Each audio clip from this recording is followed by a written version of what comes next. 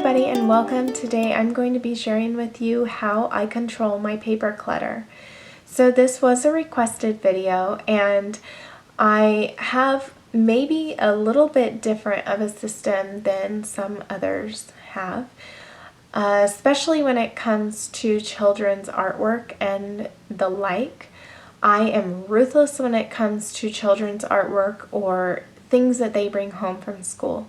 I've explained to my children that those items served a purpose when they were learning about that or when they were painting it or anything like that.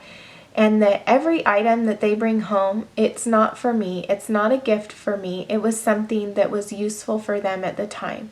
And I have them decide if they want to keep it or if they want to get rid of it. And this is important for a child, I believe, to really start understanding about collecting things and kind of just things piling up and how they want to handle that. So I know I've explained to my children I don't like a lot of paper, even things that I do. If I don't like it anymore or if it served its purpose, I get rid of it. When I write something out, especially say I'm going to be discussing something, I write my ideas out, and after I've done the video, I'm good with throwing it away. It's not a gift to anybody else. It's not something that I need to share with somebody else, and that's fine. And that's the idea that I share with my children, and especially with artwork. Don't get me wrong, I've kept a couple of pieces from each child, things that I felt were notable or that I wanted to just remember for myself. And I have those couple of pieces and I'm happy with that. And when they do make me something, then the next time that they make me something, I ask them, would they like to keep the previous item or would they like to discard it because it was beautiful and I enjoyed it, and now I'm going to enjoy the next piece that they gave me. So this has helped a lot in our family, and for the most part the children decide to discard things. And I find this to not only be in paper and the like, but through lots of things in my life, such as items. It's not hard for me to get rid of something. It's not hard for me to move on from something because I've pretty much trained myself to feel that nothing in this world should hold that much value that I can't move on from it if it weren't there.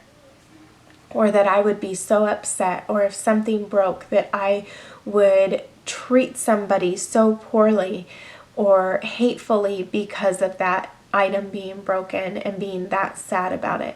Because as we know, we are only here for a short time, and the things in this world, they really don't matter.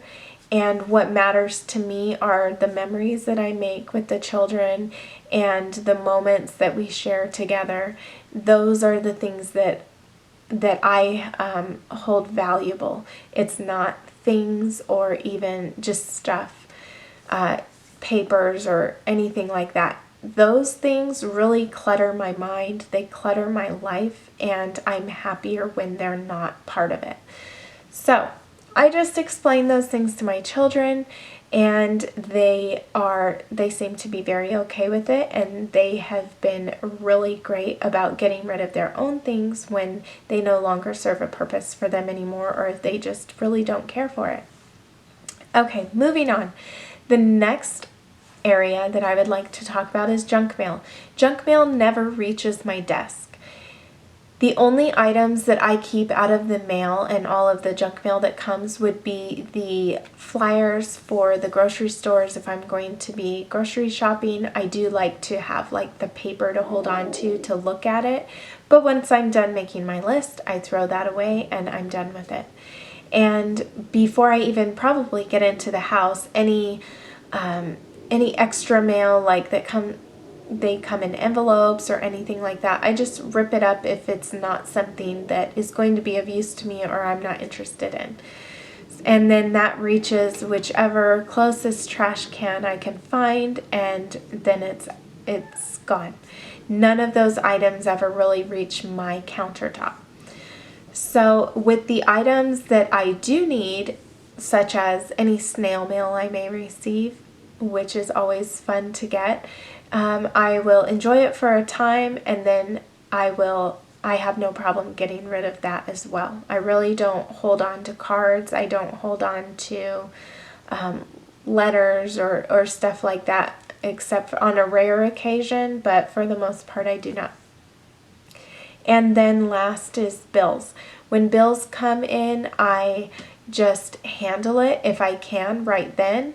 If not, then it goes on my desk, and once a week I do have a desk day, and that is when I handle any papers that have made their way to my desk. And a lot of times that means school papers, stuff that I need to schedule in my planner, or upcoming events for the kids and whatnot. So, but once I have written those down in my planner, I do away with them in the trash, and that is it. If there are any other questions about this, I'd be more than happy to answer them. The other thing about bills is that I do have a file folder that I keep with current bills, and I do have a file that I keep with all of the receipts and things for our rental property. So those are things that to use for tax purposes and whatnot. So I do make sure to keep items that I will be needing for a future date, but if it's not necessary, I have no problem getting rid of it, and I handle it right away.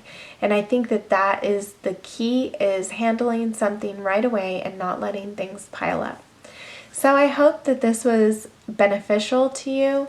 I know there are lots of these videos out there. I don't feel that I'm sharing anything really new, but maybe somebody hasn't seen any of those kind of videos, and they are having an issue with paper clutter.